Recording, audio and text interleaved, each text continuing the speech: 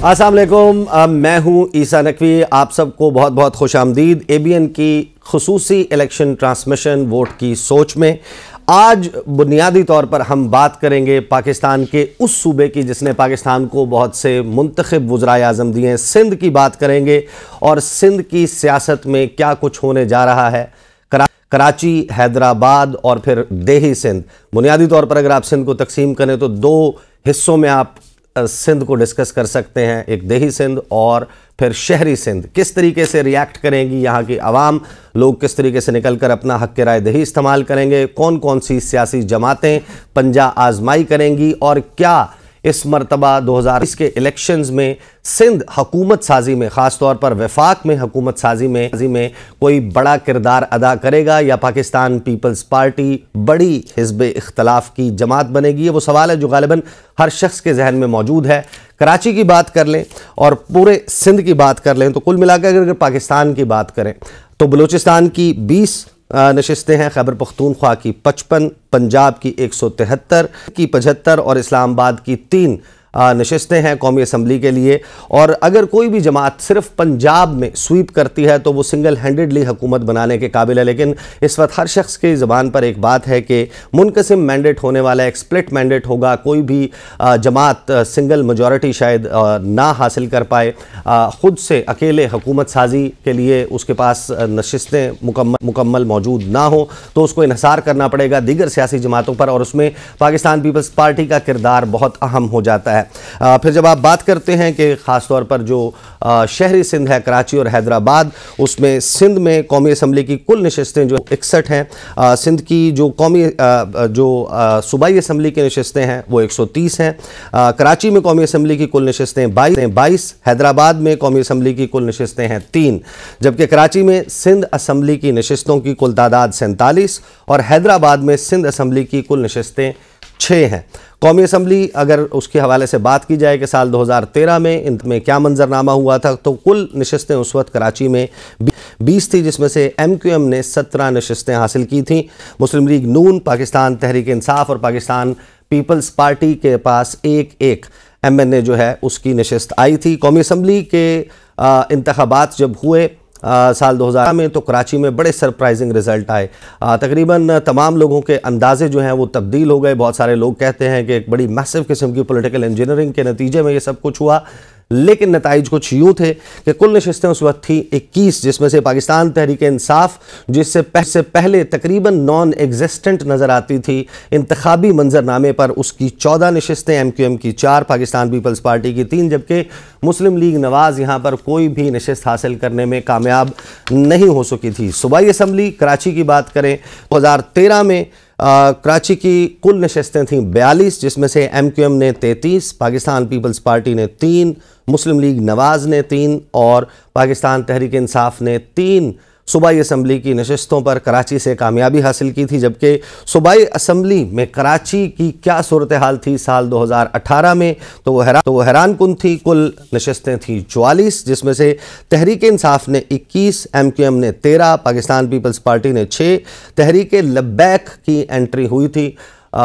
ये इससे पहले अगेन एक नॉन एग्जिस्टेंट जमात थी पाकिस्तान के पॉलिटिकल लैंडस्केप पर, और एक नशिस्त इन्होंने हासिल की, जबकि 2 लोग आज़ाद हैसियत में मुंतखब हुए थे। ये है वो ब्रेकअप नशिस्तों का जिनके ऊपर इस वक्त मुकाबला होना जा रहा है। लेकिन मुकाबले की फ़िज़ा क्या होने वाली है, इसके हवाले से मैं आपके सामने ज़रा कुछ अहम बयानात रख देता हूँ जो मुख्तलिफ़ सियासी जमातों के रहनुमाओं की तरफ से आए हैं। पाकिस्तान पीपल्स पार्टी के चेयरमैन बिलावल भुट्टो ज़रदारी वो इस मरतबा कराची से, लियारी से, जो यूजुअली पाकिस्तान पीपल्स पार्टी की जो रूलिंग ख़ानदान है, भुट्टो ख़ानदान, वो हमेशा से यहाँ पर इलेक्शंस लड़ता आया। आसिफ अली ज़रदारी साहब ने भी इलेक्शन लड़ा है, तो इस मरतबा लियारी से इलेक्शन नहीं लड़ रहे बिलावल भुट्टो ज़रदारी। वो कंबर शहदाद कोट से और लाड़काना से इलेक्शन लड़ेंगे। पंजाब का रुख किया, वो इन्हें 127 लाहौर से इलेक्शन लड़ रहे हैं। उनकी मुहिम का ज़्यादातर फोकस भी हमने देखा कि पंजाब और खैबर पख्तूनख्वा रहा।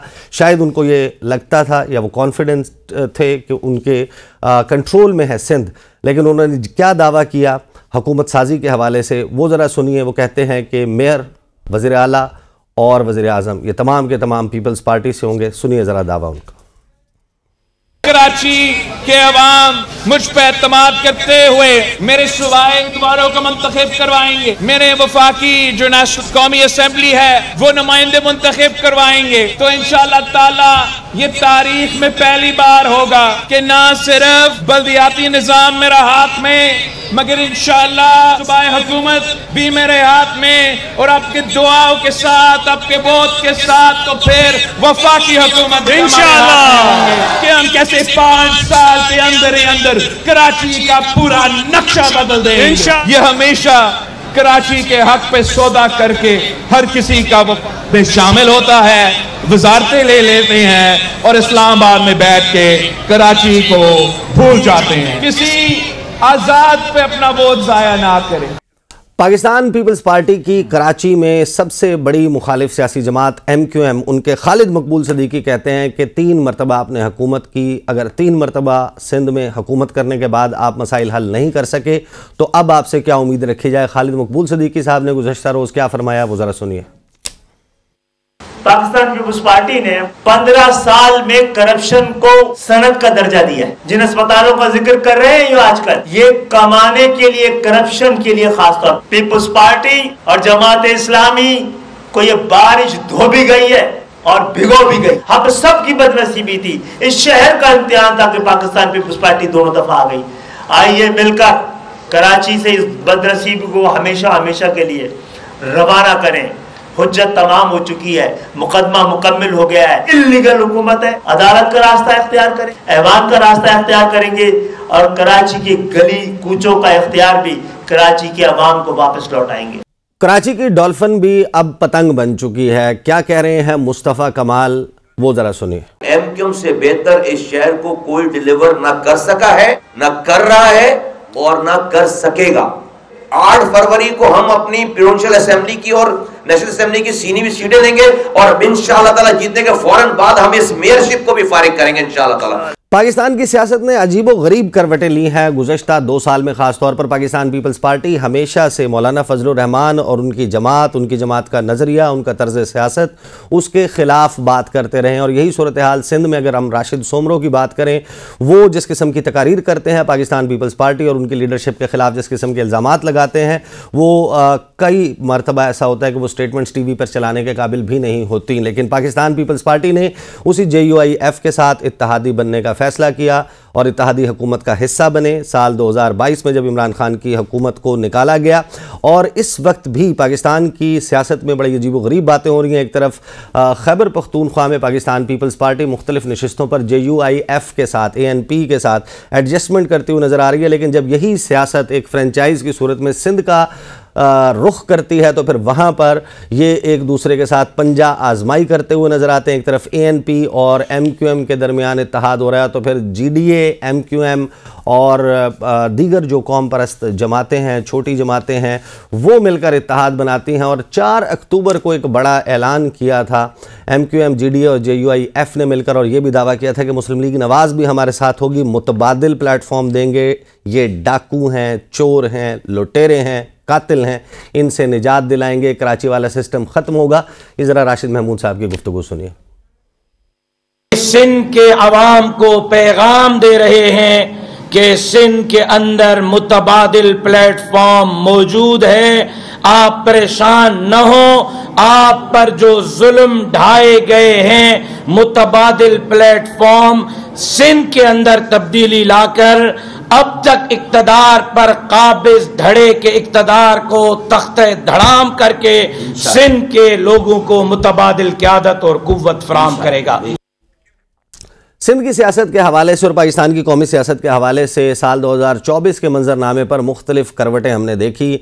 नवाज शरीफ साहब 21 अक्टूबर को पाकिस्तान वापस आने के बाद बलूचिस्तान भी गए और कराची में भी उन्होंने कुछ अलाइंसेस फॉर्म करने की कोशिश की।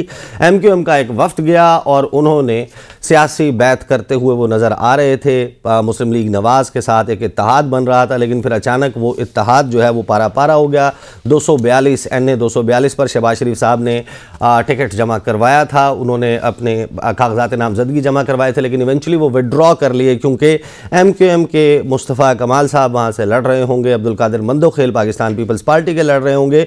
लेकिन नवाज शरीफ साहब का पाकिस्तान में सिंध की अगर बात करें, कराची की बात करें, तो उस पर, उसकी सियासत पर क्या मौक़िफ़ है वो ज़रा सुनिए।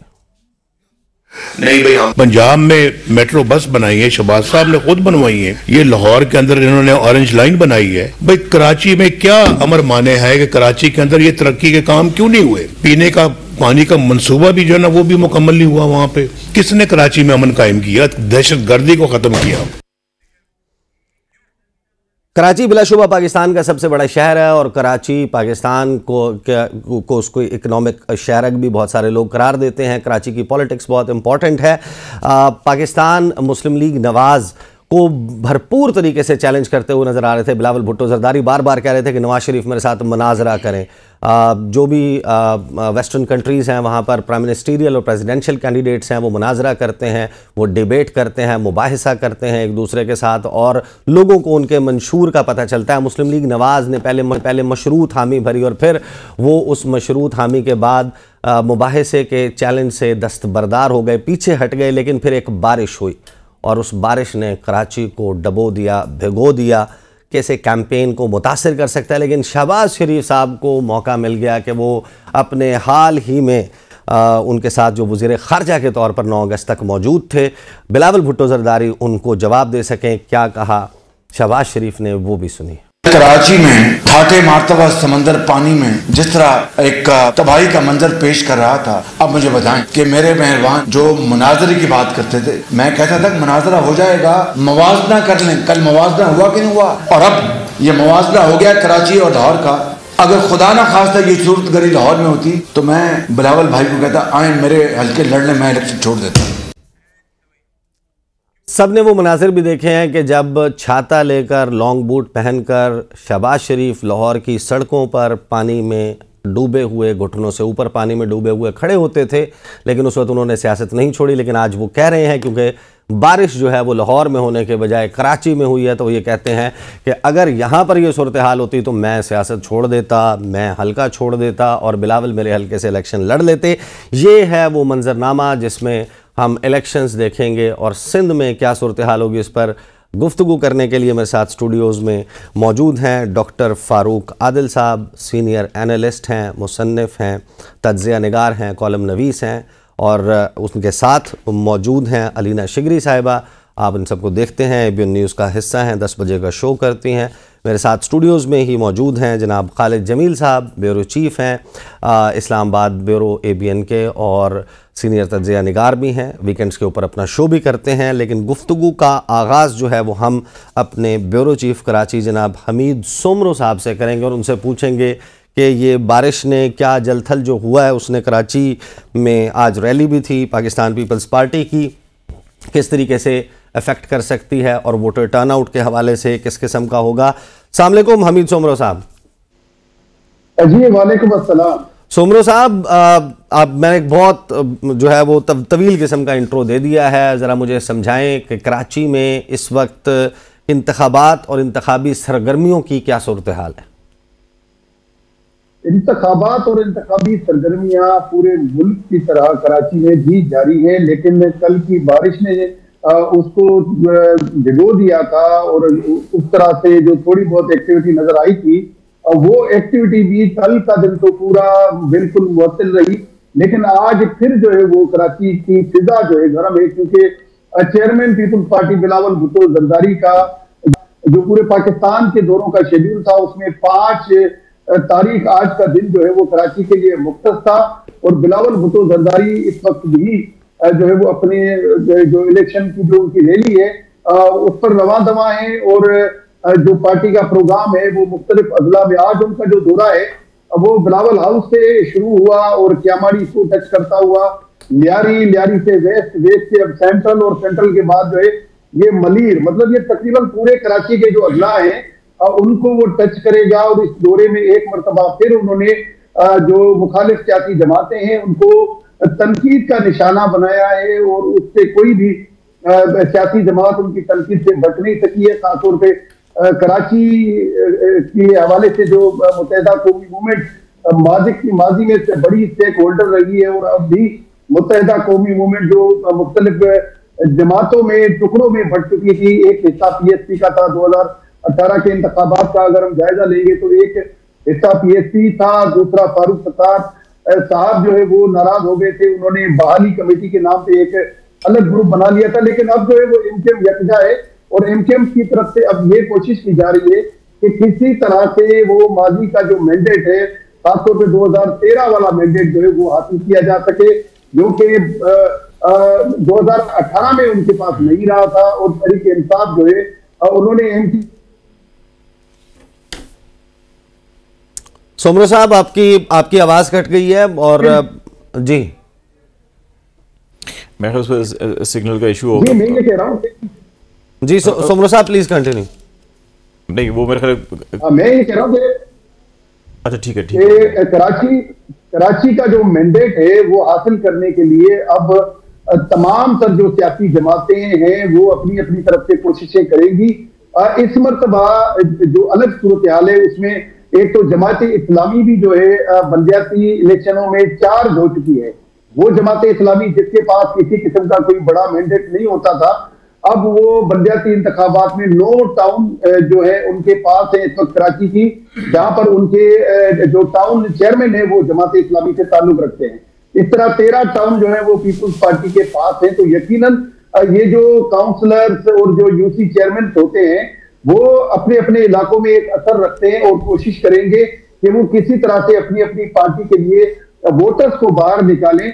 आने वाले इंतखाबात में सबसे ज्यादा कामयाब जमात वही होगी, कराची की कामयाब तरीन जमात हम उसको कह सकेंगे जो वोटर्स को बाहर निकालने में कामयाब होगी। तो हमीद भाई मुझे ये बताएं, हमीद भाई मुझे ये बताएं, कराची हम पाकिस्तान के जब मुख्तलिफ इलाकों की बात करते हैं, कहीं पर लोग जो हैं वो मोटरवे का ऐलान सुनकर वोट देने के लिए निकलते हैं, कहीं पर जो है वो दीगर ऐलानात और वादों के ऊपर बाहर निकलते हैं। कराची किस वादे के ऊपर बाहर निकलता है? कराची का वोटर किस बुनियाद पर वोट देता है? मजहब के ऊपर, फिरके के ऊपर, जबान के ऊपर, सिंधी महाजर, लोकल महाजर के ऊपर देता है, या सियासी जमातें, उनका मंशूर बड़ा इंपॉर्टेंट है, उनका नारा बहुत इंपॉर्टेंट है? किस बुनियाद पे कराची निकलेगा?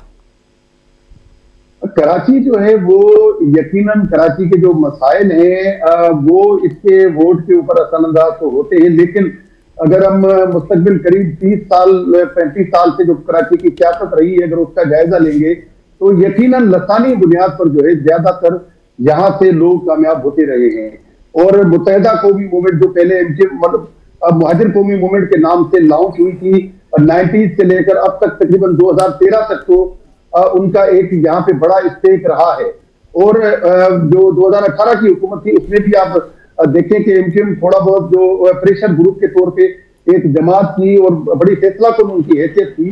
तो जो मखलूत हुकूमत आखिर में मियां शहबाज शरीफ की बनी थी तो उसके कयाम में भी एमकेएम ने एक हिस्सा अपना डाला था। तो मुत्तहिदा कौमी मूवमेंट की तरफ से अब भी यही कोशिश होगी, लेकिन जहां तक आप लोगों को इंप्रेस करने की बात करेंगे तो कराची अब बदल चुका है।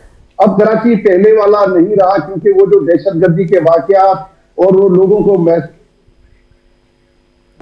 वो फिजा काफी क्लियर हुए हैं। सोमर साहब एक चीज जो मैंने ऑब्जर्व की अभी आपकी गुफ्तगू से भी कुछ चीजें जो मैं देख रहा हूँ 2013-18 का एनालिसिस अगर करें हम तो अगर 2018 में हम देखें वोटर टर्नओवर काफ़ी कम था कराची में। और मैं फारूक साहब को भी चाहूँगा कि आप इस हवाले से, सोमरो साहब भी कमेंट्स करते हैं, आप भी आए इस मौजू पे। फारूक साहब को हम ब्रेक के बाद आई वांटेड के उनसे पूरा स्केच जो है वो हम बनवाएं कराची का। सोमरो साहब एक तो क्योंकि अगर आप 2018 देखें ना, जो सबसे ज़्यादा वोट किसी कैंडिडेट ने लिया था वो 91,000 था और ये आरिफ अलवी साहब और इमरान खान ने लिए थे। और बेशतर हलकों में 26,000, 29,000, 33,000, 35,000 वोट लेने वाले कामयाब हुए थे। कुछ हलकों में 55, कुछ में 70-80 तक भी वोट गया। तो वो एक वोटर टर्नओवर कम था, नंबर 1। नंबर 2, इस इलेक्शन में आप वोटर टर्नओवर को कैसे देखते हैं? और दूसरा ये कि सारे फैक्शंस इकट्ठे हुए हैं एमक्यूएम के भी, तो ये फैक्टर कितना इम्पॉर्टेंट होगा और इसके नतीजे में क्या माहौल बनेगा? अच्छा सोमरो साहब, मुझे ब्रेक लेनी है, यही सवाल इसका जवाब जो है वो लेंगे ब्रेक के बाद। See you after a short break.